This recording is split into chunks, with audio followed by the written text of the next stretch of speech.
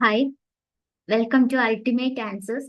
So നമ്മൾ ഇന്നത്തെ video എന്ന് പറയുന്നത് നമ്മുടെ SLCയുടെ അതായത് ക്ലാസ് 10ന്റെ കെമിസ്ട്രിയുടെ ആദ്യത്തെ ചാപ്റ്റർ ആയിട്ടുള്ള പീരിയോഡിക് ടേബിളും ഇലക്ട്രോൺ വിന്യാസവും എന്ന് പറയുന്ന ചാപ്റ്ററിന്റെ ഏറ്റവും പ്രധാനപ്പെട്ട കുറച്ച് ചോദ്യങ്ങളുമായിട്ടാണ് ഞാൻ വന്നിട്ടുള്ളത്. ചോദ്യങ്ങൾ എന്ന് പറഞ്ഞു കഴിഞ്ഞാൽ ഒരു ഏകദേശം 2016 മുതലുള്ള ക്വസ്റ്റ്യൻസ് ആണ്, കഴിഞ്ഞ വർഷം മുതൽ വരെയുള്ള ക്വസ്റ്റ്യൻസ് ആണ് ഇവിടെ നമ്മൾ ഡിസ്കസ് ചെയ്യാനായിട്ട് പോകുന്നത്. അപ്പം ഈ ഒരു ചാപ്റ്റർ പഠിച്ചതിന് ശേഷം ഈ ഒരു ക്വസ്റ്റ്യൻസും കൂടെ ചെയ്തു കഴിഞ്ഞാൽ ആ ഒരു ചാപ്റ്ററിന്റെ കംപ്ലീറ്റ് ഐഡിയ നിങ്ങൾക്ക് കിട്ടുന്നതായിരിക്കും. അപ്പം ഞാൻ എല്ലാ ക്വസ്റ്റ്യൻസും എക്സ്പ്ലെയിൻ ചെയ്യും, ആൻസേഴ്സ് എക്സ്പ്ലെയിൻ ചെയ്യും. അതിന്റെ കൂടെ അതുമായിട്ട് റിലേറ്റ് ചെയ്ത് നിങ്ങൾ എന്തൊക്കെ കാര്യങ്ങളാണ് പഠിക്കേണ്ടത് അല്ലെങ്കിൽ എന്തൊക്കെ കാര്യങ്ങൾ ശ്രദ്ധിക്കണം എന്നും കൂടെ അതിന്റെ കൂടെ പറയുന്നതായിരിക്കും. ഓക്കെ, അപ്പൊ നമുക്ക് സ്റ്റാർട്ട് ചെയ്യാം.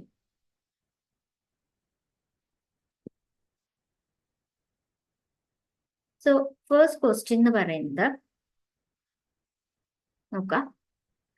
ചുവടെ നൽകിയിരിക്കുന്നവയിൽ ഊർജം ഏറ്റവും കൂടിയ സബ്ഷെൽ ഏതാണ്?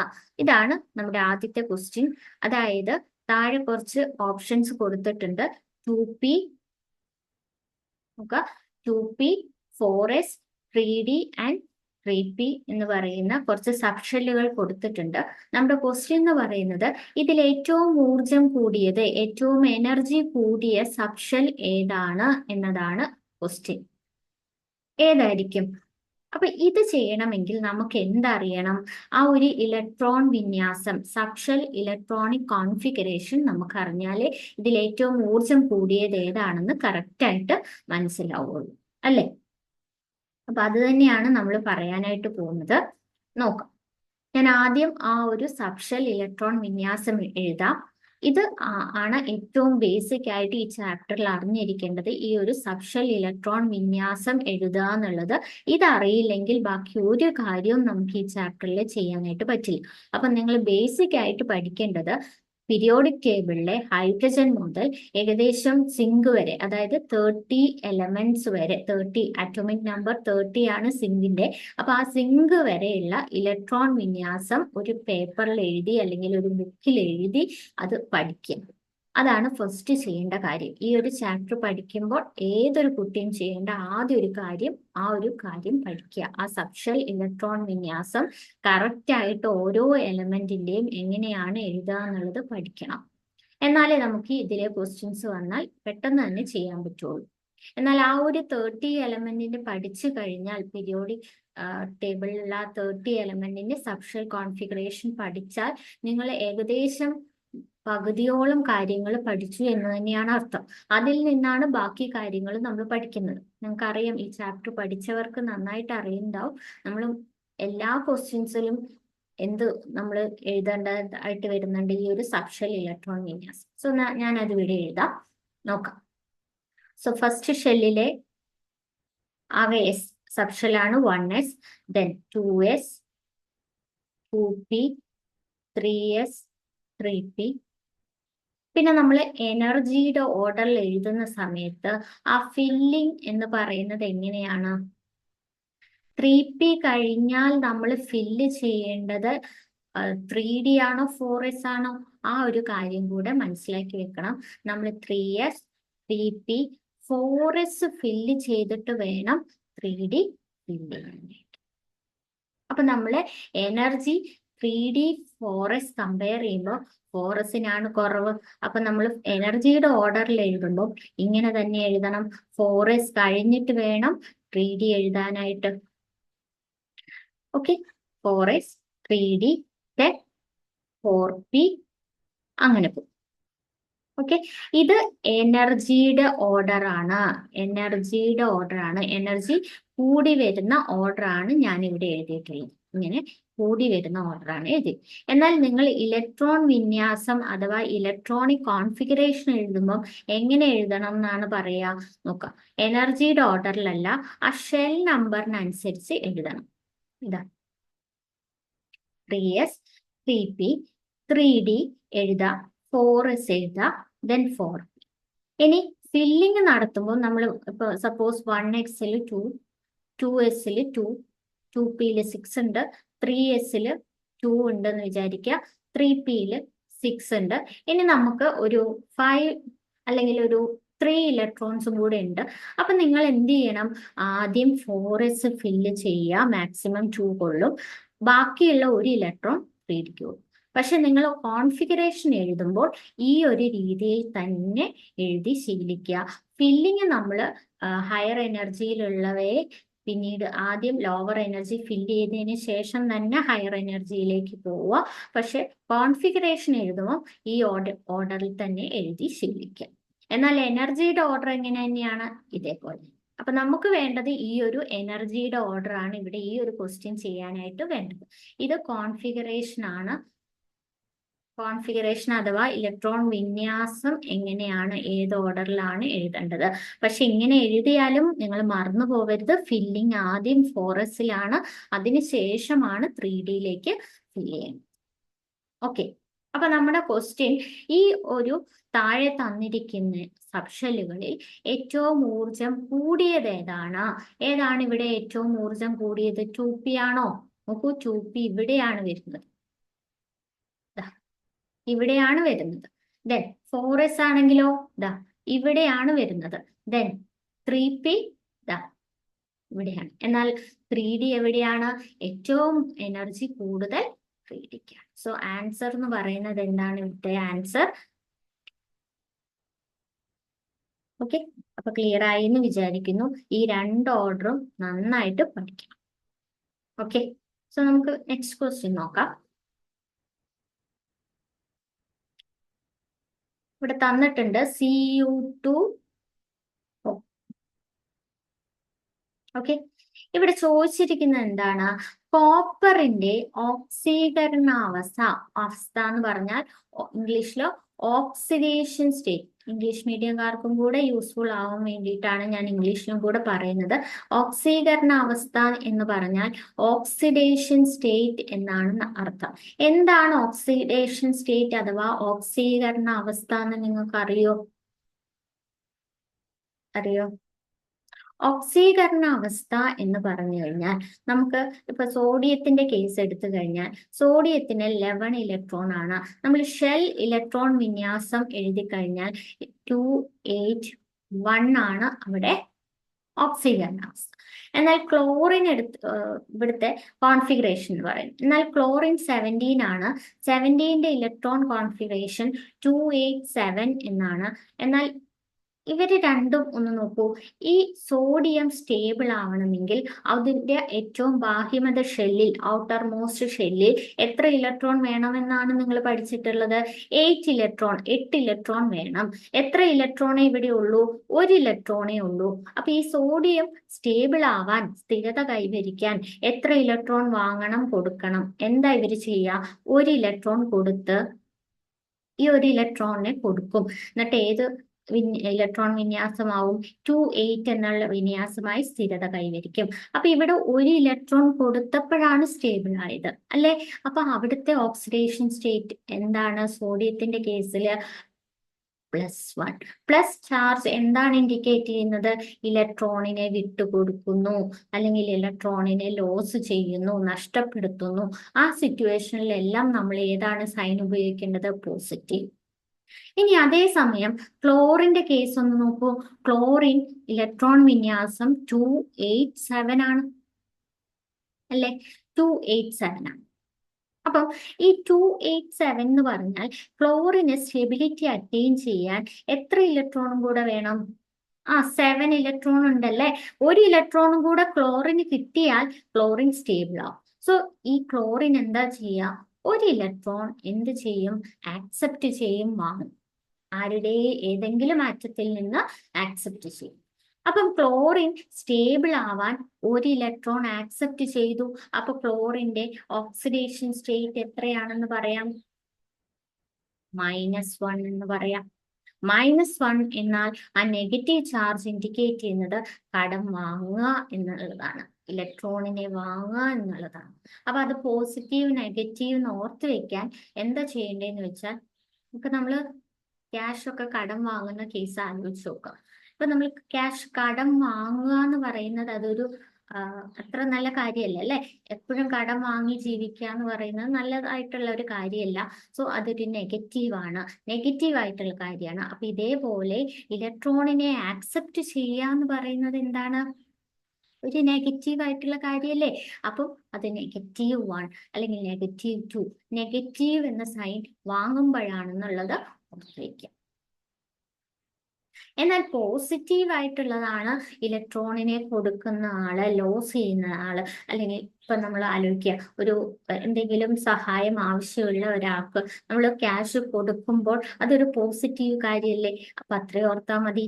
വേറൊരാൾക്ക് സ്ഥിരത കൈവരിക്കാൻ ഈ ആറ്റം എന്ത് ചെയ്യാണ്, ഇലക്ട്രോണിനെ കൊടുക്കുകയാണ്. അപ്പൊ എന്താണ്, അതൊരു പോസിറ്റീവ് കാര്യമാണ്. അപ്പൊ അതൊരു പോസിറ്റീവ്ലി ചാർജ്ഡ് അയോൺ ആയിരിക്കും എന്നുള്ളത് ഓർത്ത് വയ്ക്കുക. കൊടുക്കുമ്പോൾ അതൊരു പോസിറ്റീവാണ്. അത്രയും ഇങ്ങനെ ഓർത്ത് വയ്ക്കും. ഓക്കെ. അപ്പൊ ഇതാണ് ഓക്സിഡേഷൻ സ്റ്റേറ്റ്. സ്ഥിരത കൈവരിക്കാൻ, സ്റ്റേബിൾ ആവാൻ എത്ര ഇലക്ട്രോണെ വാങ്ങണം അല്ലെങ്കിൽ കൊടുക്കണം, ആ വാല്യൂ ആണ് ഇത് ഓക്സിഡേഷൻ സ്റ്റേറ്റ് ആയിട്ട് നമ്മൾ പറയും. ഓക്കെ, ക്ലിയർ ആയി എന്ന് വിചാരിക്കുന്നു. അപ്പൊ നമ്മൾ ഇവിടെ ചോദ്യം കോപ്പർ ടു ഓക്സിജൻ Cu2O, Cu2Oയുടെ കേസിൽ കോപ്പറിന്റെ ഓക്സിഡേഷൻ സ്റ്റേറ്റ് എത്രയാണ് എന്നുള്ളതാണ് നമ്മുടെ ക്വസ്റ്റ്യൻ. അപ്പൊ ഇതെങ്ങനെ കാൽക്കുലേറ്റ് ചെയ്യുക, അതിന് അവരൊരു സൂചന അല്ലെങ്കിൽ ക്ലൂ തന്നിട്ടുണ്ട്. എന്താണ്, ഓക്സിജന്റെ ഓക്സീകരണാവസ്ഥ -2 ആണ് എന്ന് തന്നിട്ടുണ്ട്. അപ്പൊ അത് വെച്ചിട്ട് നമ്മൾ എന്ത് ചെയ്യുക, കോപ്പറിന്റെ കണ്ടുപിടിക്കും. അപ്പൊ നിങ്ങൾ ശ്രദ്ധിക്കേണ്ടത് ഇത് എങ്ങനെയാ ചെയ്യാന്ന് വെച്ചാൽ, നിങ്ങൾ നോക്കുക, തന്നിരിക്കുന്ന സംയുക്തം അല്ലെങ്കിൽ കോമ്പൗണ്ടിൽ മൊത്തത്തിൽ എന്തെങ്കിലും ഒരു ചാർജ് ഉണ്ടോ എന്ന് നോക്കുക. ഇവിടെ ചാർജ് ഒന്നും തന്നെ ഇല്ല. ഇനി നമ്മൾ ചെയ്യേണ്ടത്, നമുക്കറിയാത്ത ആളുടെ ഓക്സിഡേഷൻ സ്റ്റേറ്റ് ആണല്ലോ കണ്ടുപിടിക്കേണ്ടത്. അപ്പൊ ഇവിടെ കോപ്പറിന്റെ ആണ്, ആ ആൾക്ക് എക്സ് എന്ന് കൊടുക്കാം. സോ ഇവിടെ എത്ര എണ്ണം ഉണ്ട്, കോപ്പർ 2 എണ്ണം ഉണ്ട് അല്ലെ. അപ്പൊ 2x എന്ന് എടുക്കാം. ഓക്കെ, പ്ലസ് അടുത്ത ആളുടെ ഓക്സിഡേഷൻ സ്റ്റേറ്റ് എത്രയാണ്, -2 ആണ്, അത് കൊടുക്കാം. ഈക്വൽ ടു നെറ്റ് ചാർജ് എന്തെങ്കിലും ഉണ്ടോ, മൊത്തത്തിൽ എന്തെങ്കിലും ചാർജ് ഉണ്ടോ, ഇല്ല. സോ 0 എന്ന് കൊടുക്കാം. ക്ലിയർ. ഇനി ഇത് നമ്മൾ എന്ത് ചെയ്യുക, എക്സിന്റെ വാല്യൂ കണ്ടുപിടിക്കുക. So 2x equal to +2, x is equal to 2/2, which is equal to +1. So എക്സിന്റെ വാല്യൂ എന്ന് പറയുന്നത് +1 ആണ്. ദാറ്റ് മീൻസ് ഇവിടെ കോപ്പറിന്റെ ഓക്സിഡേഷൻ സ്റ്റേറ്റ് അല്ലെങ്കിൽ ഓക്സീകരണാവസ്ഥ എത്രയാണ്, +1. അപ്പൊ ഇങ്ങനെയാണ് നമ്മൾ ഓക്സീകരണാവസ്ഥ കണ്ടുപിടിക്കുക. നമ്മളിപ്പം വേറൊരു എക്സാമ്പിൾ പറയുകയാണെങ്കിൽ, സൾഫ്യൂരിക് ആസിഡ്. എന്താണ് സൾഫ്യൂരിക് ആസിഡിന്റെ കെമിക്കൽ ഫോർമുല എന്താണ്, അറിയുന്ന ആളാണ് അല്ലെ, H2SO4. അപ്പൊ H2SO4 നമ്മൾ ഹൈഡ്രജൻ സാധാരണ കേസിൽ +1 ഓക്സിഡേഷൻ സ്റ്റേറ്റ് ഉള്ള ആളാണ്. ഇവിടെ H2SO4 ഹൈഡ്രജൻ +1 ആണ്. ഓക്കെ, തന്നിട്ടുണ്ട് എന്ന് വിചാരിക്കുക. +1 ആണ് ഓക്സിഡേഷൻ സ്റ്റേറ്റ്, ഓക്സീകരണാവസ്ഥ. ഓക്സിജൻ നമുക്കറിയാം എന്താണ്, -2 ആണ്. അങ്ങനെയാണെങ്കിൽ ഏതിന്റെയാണ് കണ്ടുപിടിക്കേണ്ടത്, സൾഫറിന്റെ ആണ് കണ്ടുപിടിക്കേണ്ടതെങ്കിൽ എങ്ങനെ കണ്ടുപിടിക്കുക, നോക്കൂ, നെറ്റ് ചാർജ് എന്തെങ്കിലും ഉണ്ടോ, ഇല്ല. സോ ഈക്വൽ ടു 0 എന്നായിരിക്കും എന്ന് മനസ്സിലാക്കുക. ദെൻ ഹൈഡ്രജൻ എത്ര എണ്ണം ഉണ്ട്, 2 എണ്ണം ഉണ്ട് അല്ലെ. 2 ഇൻറ്റു ഹൈഡ്രജന്റെ ഓക്സിഡേഷൻ സ്റ്റേറ്റ് +1 പ്ലസ് സൾഫർ നമുക്കറിയില്ല, ഒരു സൾഫറേ ഉള്ളൂ. സോ ജസ്റ്റ് എക്സ് എന്ന് കൊടുക്കുക. പ്ലസ് 4 ഓക്സിജൻ ഉണ്ട് അല്ലെ, 4 ഇൻറ്റു -2. ഓക്കെ, ഇത് റബ്ബിയാണ്. 4 into -2 equal to net charge ഒന്നുമില്ല, so 0. 2 into +1 that is 2 plus x minus 4 into -2 means -8 ആണ്, equal to 0. So x 2 - 8, x -6 equal to 0. So x is equal to plus.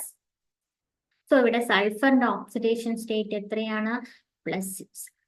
ഇങ്ങനെയാണ് നമ്മൾ ഏതൊരു compound എടുത്താലും അതിലുള്ള അറിയാത്ത ആൾക്കാരുടെ ഓക്സിഡേഷൻ സ്റ്റേറ്റ് ഇങ്ങനെയാണ് കണ്ടുപിടിക്കേണ്ടത്. ക്ലിയർ. അപ്പൊ നിങ്ങൾക്ക് ഇപ്പൊ ഏത് കോമ്പൗണ്ട് തന്നാലും അതിലുള്ള നമുക്ക് കണ്ടുപിടിക്കാൻ പറയുന്ന ആൾ ഒഴിച്ചുള്ള ബാക്കിയുള്ളവരുടെ ഓക്സിഡേഷൻ സ്റ്റേറ്റ്, ഓക്സീകരണ അവസ്ഥ എന്ത് ചെയ്യും, ഒരു ക്വസ്റ്റ്യനിൽ തരും, ഇതേപോലെ തന്നിട്ടുണ്ടാവും. അപ്പൊ അത് ജസ്റ്റ് ഒന്ന് എന്ത് ചെയ്യുക, അവിടേക്ക് കൊടുത്ത് സബ്സ്റ്റിറ്റ്യൂട്ട് ചെയ്ത് ഇതേപോലെ ഒന്ന് ചെയ്താൽ മതി. ക്ലിയർ ആയി എന്ന് വിചാരിക്കും. ഓക്കെ, നമുക്ക് അടുത്ത ക്വസ്റ്റ്യനിലേക്ക്. തേർഡ് ക്വസ്റ്റ്യൻ ആണ്. തേർഡ് ക്വസ്റ്റ്യൻ നോക്കൂ, എന്താണ്, ഒരു മൂലകത്തിന്റെ, മൂലകം മീൻസ് എലമെന്റിന്റെ സബ്ഷെൽ ഇലക്ട്രോൺ വിന്യാസം രണ്ട് രീതിയിൽ നൽകിയിരിക്കുന്നു. അപ്പൊ രണ്ട് രീതിയിൽ ഏതോ ഒരു എലമെന്റിന്റെ, ഇപ്പൊ എ എന്ന് പറയുന്ന ഒരു എലമെന്റിന്റെ ഇലക്ട്രോണിക് കോൺഫിഗറേഷൻ ഏതാണ്, സബ്ഷെൽ ഇലക്ട്രോൺ വിന്യാസം തന്നിട്ടുണ്ട്, രണ്ട് രീതിയിൽ കൊടുത്തിട്ടുണ്ട്. ഇവയിൽ ശരിയായ ഇലക്ട്രോൺ വിന്യാസം ഏതാണ് എന്ന് കണ്ടെത്തുക. എന്തുകൊണ്ടാണ് ആ ഒരു രീതിയിൽ നമ്മൾ കോൺഫിഗറേഷൻ വിന്യാസം എഴുതിയിട്ടുള്ളത് എന്നും കൂടെ എഴുതും. അപ്പൊ ഇതാണ് നമ്മുടെ ക്വസ്റ്റ്യൻ. ഏതാണ് എലമെന്റ് എന്നൊന്നും തന്നിട്ടില്ല. നമ്മൾ എന്ത് ചെയ്യുക, ആദ്യം ആ രണ്ട് ഇലക്ട്രോൺ വിന്യാസത്തിലേക്ക് ഒന്ന് നോക്കാം. നോക്കിയോ, നമുക്ക് ഏതൊരു എലമെന്റിന്റെയും മൂലകത്തിന്റെയും കാര്യങ്ങൾ പഠിക്കുമ്പോൾ അതിന്റെ ഏറ്റവും ബാഹ്യമത ഷെല്ലിലുള്ള അല്ലെ ഏറ്റവും പുറമേയുള്ള ഇലക്ട്രോണിന്റെ കാര്യമായിരിക്കും നമ്മൾ ശ്രദ്ധിക്കേണ്ടത്. അതായത് ലാസ്റ്റ് വന്നിട്ടുള്ള ഇലക്ട്രോൺ, ഇതിപ്പം ഡി സബ്ഷെല്ലും കൂടെ ഉണ്ട് എന്ന് പറഞ്ഞു കഴിഞ്ഞാൽ അത് ഡി ബ്ലോക്ക് മൂലകങ്ങളിൽ ഏതോ ഒരാളാണ് എന്ന് നമുക്ക് മനസ്സിലാക്കാം, അല്ലെ? അപ്പൊ ഡി ബ്ലോക്ക് മൂലകങ്ങളുടെ ഇലക്ട്രോൺ വിന്യാസം ചില ആൾക്കാർക്കൊക്കെ കുറച്ച് വ്യത്യാസം ഉണ്ടെന്ന് നമ്മൾ പഠിച്ചിട്ടുണ്ടാവും. ആർക്കൊക്കെയാണ്?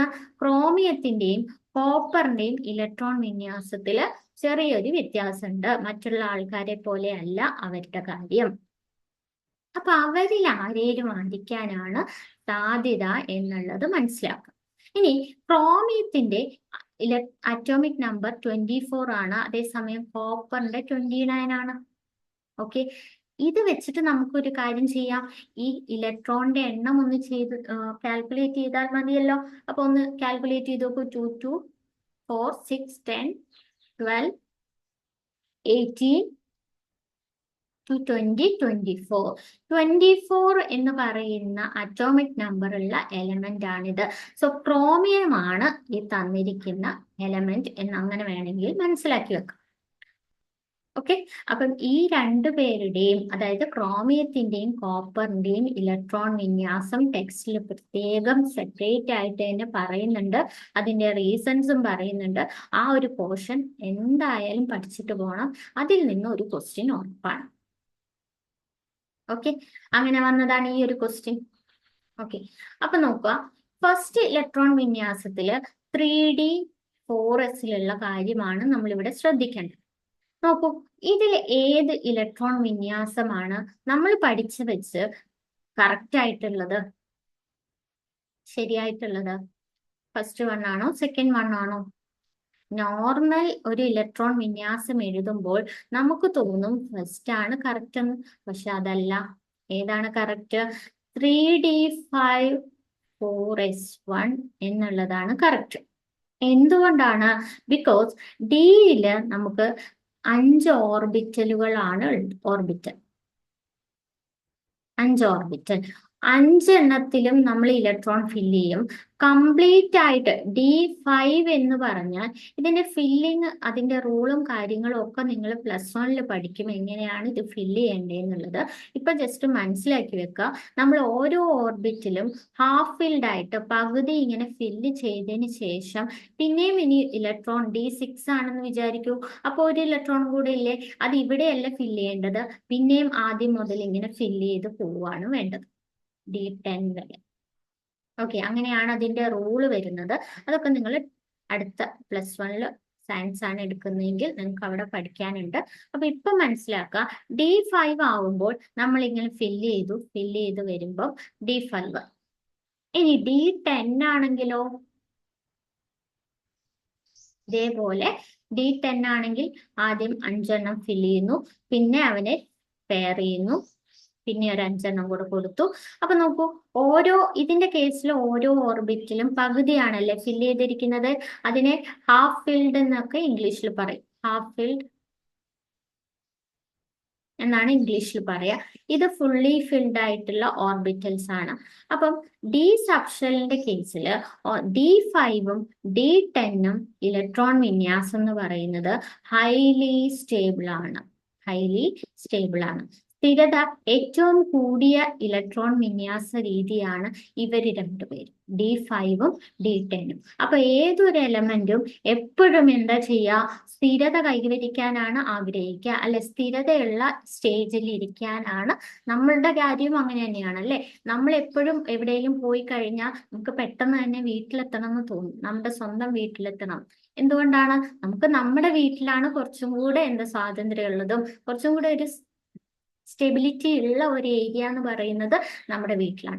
അതേപോലെ തന്നെ നമ്മുടെ ഈ ഒരു സബ്ഷെല് D5 ആയിട്ടിരിക്കുമ്പോഴും D6 ആയിട്ടിരിക്കുമ്പോഴുമാണ് അവർക്ക് ഏറ്റവും സ്റ്റെബിലിറ്റി ഉള്ളത്, ഏറ്റവും സ്ഥിരതയുള്ളത്. അപ്പൊ അവർ ആ ഒരു രീതിയിൽ അറേഞ്ച് ചെയ്യാനാണ് താല്പര്യപ്പെടുക. അതുകൊണ്ടാണ് ഇതിന് D5 4s1 എന്ന് പറയുന്ന ഈ ഒരു ഇലക്ട്രോൺ വിന്യാസം ശരിയായിട്ടുള്ളത്. അത് അങ്ങനെ തന്നെയാണ് നമ്മൾ ഇലക്ട്രോൺ വിന്യാസം ആരുടെ എഴുതേണ്ടത്, ക്രോമിയത്തിന്റെ എഴുതേണ്ടത്. അതേപോലെ കോപ്പർ ആണെങ്കിൽ 3D10 4s. ഓക്കെ, പിന്നെ കംപ്ലീറ്റ് ഡീറ്റെയിൽസ് നിങ്ങളുടെ ടെക്സ്റ്റിൽ കൊടുത്തിട്ടുണ്ട്, നന്നായിട്ട് അതൊന്ന് വായിക്കുക കേട്ടോ. ഓക്കെ, അപ്പൊ ഇതിന്റെ ആൻസർ ഈ ഒരു പറഞ്ഞ കാര്യങ്ങളാണ് നിങ്ങൾ എഴുതേണ്ടത്. ഓക്കെ, സോ നമുക്ക് നെക്സ്റ്റ് ക്വസ്റ്റ്യനിലേക്ക് പോവാം. ഫോർത്ത് ക്വസ്റ്റ്യൻ നോക്കൂ. എക്സ് എന്ന മൂലകത്തിന്റെ ഏതോ ഒരു എലമെന്റ് ആണ്, ഏതോ ഒരു മൂലകമാണ്, അതിനെ ജസ്റ്റ് എക്സ് എന്ന് കൊടുത്തിരിക്കുന്നു എന്ന് മാത്രം. സബ്ഷെൽ ഇലക്ട്രോൺ വിന്യാസം തന്നിട്ടുണ്ട്. അത് നമുക്കൊന്ന് എടുത്തെഴുതാം. എത്രയാണ്? AR 3D10 3D8 4s2. Okay, ഈ മൂലകത്തിന്റെ ഫസ്റ്റ് ക്വസ്റ്റ്യൻ ആണ്, ഈ മൂലകത്തിന്റെ ഒരാറ്റത്തിൽ എത്ര ഷെല്ലുകളുണ്ട്? എത്ര ഷെല്ലുകൾ ഉണ്ട് എന്ന് നോക്കാൻ നമ്മൾ ഈ ലാസ്റ്റ് സബ്ഷെല്ലിലേക്ക് നോക്കുക. അവിടെ അവരുടെ കൂടെ ആരാണ് ഇരിക്കുന്നത്? 4 ആണ് അല്ലേ. 4 ആണ് ഇവിടുത്തെ മാക്സിമം വാല്യൂ എന്ന് പറയുന്നത്. സബ്ഷെല്ലിന്റെ കൂടെയുള്ള നമ്പറുകളിൽ ഏറ്റവും മാക്സിമം ആരാണ്? 4 ആണ്. സോ 4 ഷെല്ലുകൾ ആണ് അവിടെ ഉണ്ട്. ഓക്കെ, അങ്ങനെയാണ് നോക്കേണ്ടത്. ഇനി ഏത് സബ്ഷെല്ലിലാണ് അവസാന ഇലക്ട്രോൺ ഫില്ല് ചെയ്യുന്നത്? നമുക്കറിയാം ഡി ഓർബിറ്റൽ ഡി സബ്ഷെല്ലിന്റെ കേസിൽ ഡി ബ്ലോക്ക് എലമെന്റിന്റെ കേസിൽ അതിലുള്ള എല്ലാ മൂലകത്തിന്റെ കേസിലും ഡി സബ്ഷെല്ലിലാണ് അവസാന ഇലക്ട്രോൺ പൂരണം നടക്കുക എന്ന് പറഞ്ഞാൽ അവസാന ഇലക്ട്രോൺ ഫില്ല് ചെയ്യുന്നത്. സോ ഇവിടെ ഏതാണെന്ന് ഡയറക്റ്റ് നമുക്കറിയാം, ഡി സബ്ഷെൽ. ഈ മൂലകത്തിന്റെ ഗ്രൂപ്പ് നമ്പർ കണ്ടെത്തി എഴുതുക. അപ്പം ഡി ബ്ലോക്കിന്റെ ഗ്രൂപ്പ് നമ്പർ ഒക്കെ കാണാൻ നമ്മൾ പഠിച്ചിട്ടുണ്ട്. എങ്ങനെയാണ് കണ്ടുപിടിക്കുക? ഡി ബ്ലോക്കിന്റെ ഗ്രൂപ്പ് നമ്പർ നമ്മൾ എന്ത് ചെയ്താൽ മതി? ലാസ്റ്റ് എസിലെയും ഡിയിലെയും ഇലക്ട്രോണിന്റെ ആകെ ടോട്ടൽ കണ്ടാൽ മതി, ആകെ സമ്മ് കണ്ടാൽ മതി.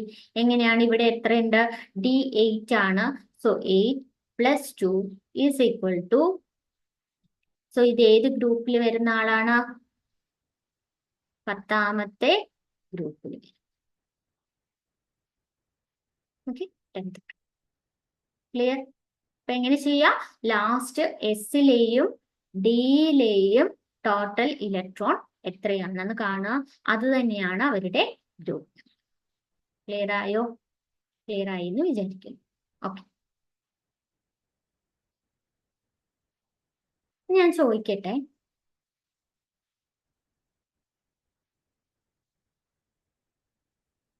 ഇത് ഈ ഒരു ഇലക്ട്രോൺ വിന്യാസം എന്തുകൊണ്ടാണ് ഇങ്ങനെ കൊടുത്തിരിക്കുന്നത്? ഇങ്ങനെയും നമുക്ക് എഴുതാം അല്ലെ. നിങ്ങൾ പഠിച്ചിട്ടുണ്ടാവും എങ്ങനെ നോബൽ ഗ്യാസസ് അല്ലെങ്കിൽ ഉത്കൃഷ്ട വാതകങ്ങൾ ഉപയോഗിച്ച് സബ്ഷെൽ ഇലക്ട്രോൺ വിന്യാസം ഷോർട്ടാക്കി എഴുതാൻ നിങ്ങൾ പഠിച്ചിട്ടുണ്ടാവും. ആ രീതിയിലാണ് ഇത് കൊടുത്തിട്ടുള്ളത്. ഈ ഒരു ആർഗൺ വന്നത് എന്തുകൊണ്ടാണ്?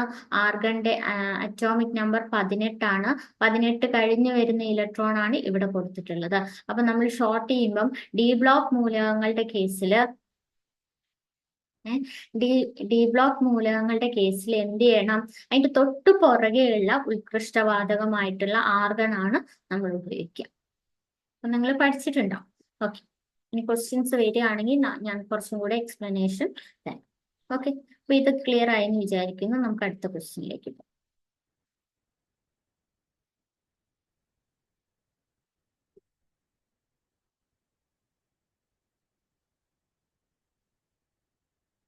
ഓക്കെ,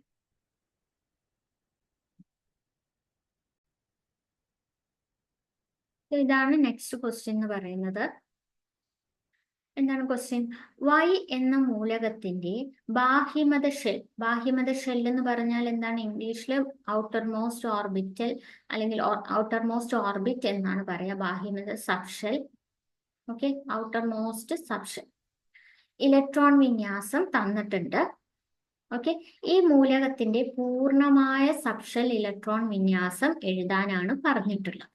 ഓക്കെ, അപ്പൊ എന്താണ് തന്നിട്ടുള്ളതെന്ന് ഒന്ന് നോക്കാം. 3s2 3p. ഓക്കെ, അപ്പൊ ഇതിനു മുന്നേ ഉള്ള ആ സബ്ഷെല്ലുകളൊക്കെ ഒന്ന് നമുക്ക് ഫില്ല് ചെയ്ത് നോക്കാം. Okay, so first 1s 2s 2p, പിന്നെ ആരാണ് വരുന്നത്? 3s 3p. 3sലും 3pയിലും എത്ര ഇലക്ട്രോൺസ് വരെ ഉണ്ട്? ഇവിടെ 2 ഉണ്ട്. ബാക്കി എല്ലാത്തിലും കംപ്ലീറ്റ് ആയിട്ട് ഫില്ല് ചെയ്യാം. എസിൽ മാക്സിമം 2 ഫില്ല് ചെയ്യാൻ പറ്റും. ഈ എസിൽ മാക്സിമം 2, പിയിലാണെങ്കിൽ മാക്സിമം 6 ഇലക്ട്രോൺ. കംപ്ലീറ്റ് ആയി. ഇതാണ് ഈ ഫസ്റ്റ് ക്വസ്റ്റ്യൻ ആൻസർ. അപ്പൊ നിങ്ങൾ എന്താ ചെയ്യേണ്ടതെന്ന് വെച്ചാൽ തന്നിരിക്കുന്ന ഔട്ടർ കോൺഫിഗറേഷൻ ഒന്ന് എഴുതി നോക്കുക. അതിന് തൊട്ട് ബാക്കിലേക്ക് വരുന്ന സബ്ഷെല്ലുകൾ ഒന്ന് വെറുതെ എഴുതുക. സബ്ഷെല്ലുകൾ മാത്രം എഴുതുക. അതിനുശേഷം നമുക്ക് തന്ന ഇലക്ട്രോൺസ് എത്രയെന്നാണെന്ന് നോക്കുക. അത് കറക്റ്റ് ആയിട്ട് അവിടെ ഫില്ല് ചെയ്ത് കൊടുക്കുക. എന്നിട്ട് ബാക്കിയുള്ള സബ്ഷെല്ലുകളിലെല്ലാം ബാക്കിലേക്കുള്ളതിലെല്ലാം കംപ്ലീറ്റ് ആയിട്ട് ഇലക്ട്രോൺ ഫില്ല് ചെയ്ത് കൊടുക്കും. അപ്പൊ നമുക്ക് ഫുൾ കോൺഫിഗറേഷൻ കിട്ടും. ഓക്കെ, ഇതാണ് ഫസ്റ്റ് ക്വസ്റ്റ്യൻ. ഇത് ഒരു മാർക്കിന്റെ ക്വസ്റ്റ്യൻ ആണ് ഫസ്റ്റ് ക്വസ്റ്റ്യൻ. ഇനി രണ്ടാമത്തെ ക്വസ്റ്റ്യൻ എന്താണ്? ഈ മൂലകം ഏത് പീരീഡിലും ബ്ലോക്കിലുമാണ്? പീരീഡും ബ്ലോക്കും കണ്ടെത്താൻ നമ്മൾ ഈ ലാസ്റ്റ് പാർട്ടിലേക്കാണ് നോക്കേണ്ടത്. ലാസ്റ്റ് ഇലക്ട്രോൺ ഫില്ല് ചെയ്തത് ഏത് സബ്ഷെല്ലിലാണോ അതാണ് ബ്ലോക്ക് എന്ന് പറയുന്നത്. നോക്കൂ, ഇവിടെ ലാസ്റ്റ് 1 ഇലക്ട്രോൺ ഫില്ല് ചെയ്തിരിക്കുന്നത് പി സബ്ഷെല്ലിലാണ്. സോ ഇതിന്റെ ബ്ലോക്ക് ഏതാണ്? പി ബ്ലോക്ക് ആണ്. Block P block. ഇനി പീരീഡ് ആണ് നമ്മൾ പറയുന്നത്. പീരീഡ് എന്ന് പറഞ്ഞാൽ ഇതില് എത്ര ഷെല്ലുണ്ട് എന്ന് നോക്കൂ. ഇത് ഫസ്റ്റ് ഷെല്ലിലെ ആളാണ്. 1s എന്ന് പറയുന്നത് first shell. Then 2s 2p രണ്ടാമത്തെ ഷെല്ലില്.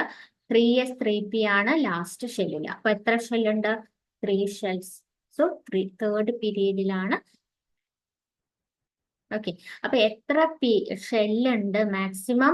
ഈ ഒരു ഇതിനെ നമ്മൾ പ്രിൻസിപ്പൽ ക്വാണ്ടം നമ്പർ എന്നൊക്കെയാണ് പറയുക. ഈ ഒരു നമ്പറിനെ, അതായത് സബ്ഷെല്ലിന്റെ കൂടെയുള്ള ഈ ഒരു നമ്പറിനെ നമ്മൾ പ്രിൻസിപ്പൽ ക്വാണ്ടം നമ്പർ, അത് നിങ്ങൾക്ക് പറയുന്നില്ല.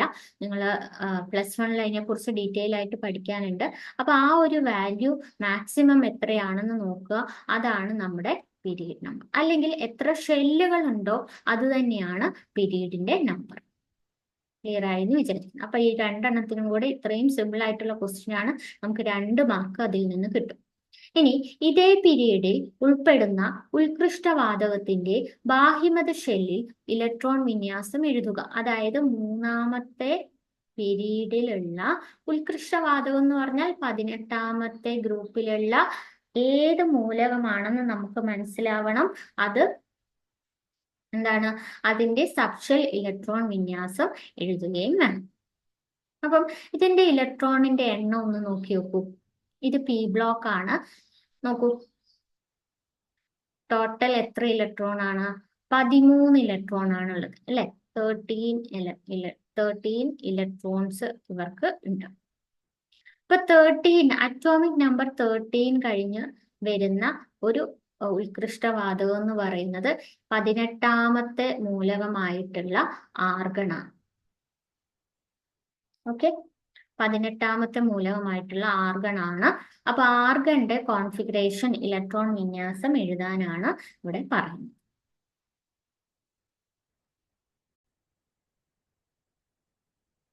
സോ ആർഗന്റെ ഇലക്ട്രോൺ കോൺഫിഗറേഷൻ ആണ് നമ്മളിവിടെ എഴുതാനായിട്ട് ഇവർ പറയുന്നത്. അപ്പൊ സിയുടെ ആൻസർ എന്ന് പറയുന്നത് എന്ത് വരും?